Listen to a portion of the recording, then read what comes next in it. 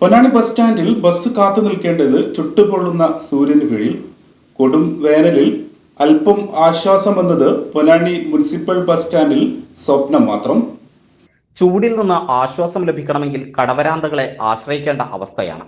പ്രാഥമിക ആവശ്യങ്ങൾക്കുള്ള സൗകര്യം പോലും ഇല്ലാതെ ഒരു ബസ് കാത്തിരിപ്പ് കേന്ദ്രം.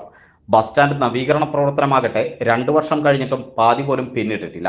താലൂക്ക് ആസ്ഥാനത്തിലെ പ്രധാന ബസ് സ്റ്റാൻഡിന്റെ സ്ഥിതിയാണിത്.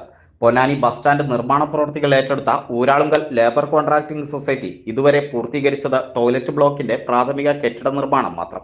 ടോയ്ലറ്റിലെ ഫിറ്റിംഗ്സ് പ്രവർത്തനങ്ങൾ ഇനിയും പൂർത്തീകരിക്കേണ്ടതുണ്ട്. 99 ലക്ഷം രൂപയുടെ എസ്റ്റിമേറ്റിൽ ആകെ പൂർത്തിയായത് 30 ലക്ഷം രൂപയുടെ പ്രവൃത്തികൾ മാത്രം. രണ്ടാം ഘട്ടത്തിൽ കാത്തിരിപ്പ് കേന്ദ്രം, ലഘുഭക്ഷണശാല എന്നിവയും പദ്ധതിയുടെ ഭാഗമായി നിർമ്മിക്കേണ്ടതുണ്ട്. ഒരേ സമയം 9 ബസ്സുകൾക്ക് അകത്തേക്ക് പ്രവേശിക്കാവുന്ന തരത്തിലാണ് ബസ് സ്റ്റാൻഡ് വിഭാവനം ചെയ്തിരിക്കുന്നത്.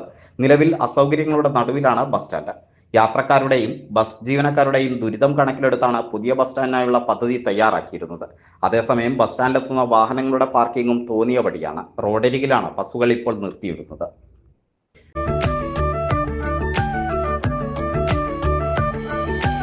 Basit wedding mall, Basith arcade, Poongottukulam, Tirur.